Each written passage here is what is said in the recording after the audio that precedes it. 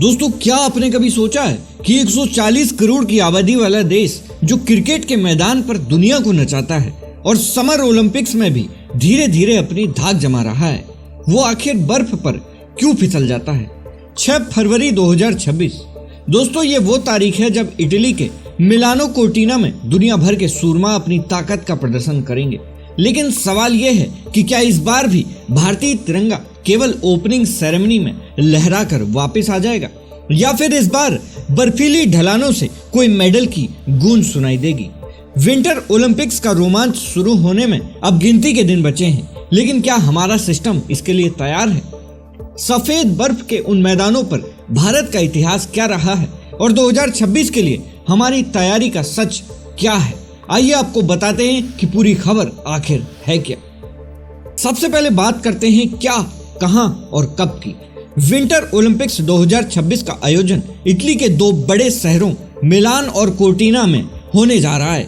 6 से 22 फरवरी तक चलने वाले इस महाकुंभ में दुनिया भर के एथलीट स्कीइंग, स्केटिंग और आइस हॉकी जैसे खेलों में अपनी जान लगाएंगे। अब बात आती है भारत की।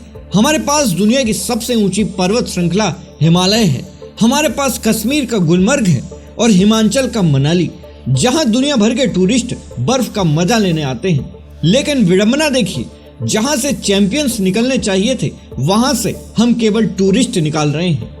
अगर हम भारत के विंटर ओलंपिक इतिहास की बात करें तो ये गर्व से ज्यादा संघर्ष की कहानी है, जहां हमें जिक्र करना होगा शिव केशवन का, जिन्हें हिमालयन एक्सप्रेस कहा जाता है। 6 बार के ओलंपियन शिव केशवन ने तब भारत का प्रतिनिधित्व किया जब देश ने ल्यूज जैसे खेल का नाम तक नहीं सुना था। आपको जानकर हैरानी होगी कि एक वक्त ऐसा भी था जब उनके पास प्रोफेशनल स्लेज खरीदने के पैसे तक नहीं थे और उन्होंने लकड़ी की स्लेज बनाकर प्रैक्टिस की थी। पिछले साल 2022 के बीजिंग विंटर ओलंपिक्स में कश्मीर के आरिफ खान ने भारत की उम्मीदों को जिंदा रखा।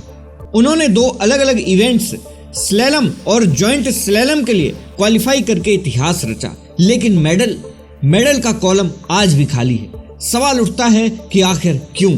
सरकार का ज्यादातर ध्यान समर ओलंपिक्स पर रहता है। विंटर स्पोर्ट्स के लिए बजट ऊंट के मुंह में जीरे के समान है। दूसरा कारण किसी के बस की बात नहीं है। तीसरा कारण प्रशासनिक सुस्ती। विंटर स्पोर्ट्स फेडरेशन अक्सर आपसी विवादों और राजनीति में उलझे रहते हैं, जिसका सीधा नुकसान खिलाड़ियों को होता है। 2026 के लिए भारत की गंभीरता की बात करें तो खेल मंत्रालय ने खेलो इंडिया विंटर गेम्स के जरिए कुछ नई शुरुआत तो की है। गुलमर्ग में हर साल ये गेम्स आयोजित होते हैं, जिससे नए टैलेंट को पहचान मिल रही है, लेकिन क्या ये काफी है? इटली जाने के लिए जिस लेवल की ट्रेनिंग चाहिए वो हमें आज भी विदेशों में ही ढूंढनी पड़ती है। दोस्तों, इस स्थिति का असर केवल मेडल टैली पर नहीं पड़ता, बल्कि उन हजारों युवाओं के सपनों पर भी पड़ता है जो पहाड़ों में रहकर भी बर्फ पर अपना कैरियर नहीं बना पाते। सोशल मीडिया पर लोग अक्सर पूछते हैं कि जब नॉर्वे जैसा छोटा देश 30 से 40 मेडल ला सकता है तो हम एक भी क्यों नहीं?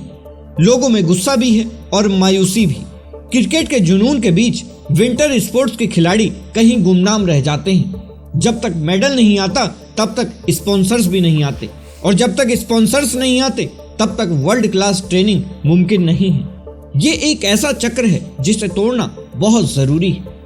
दोस्तों, 2026 विंटर ओलंपिक्स हमारे लिए सिर्फ एक खेल प्रतियोगिता नहीं, बल्कि एक आईना है।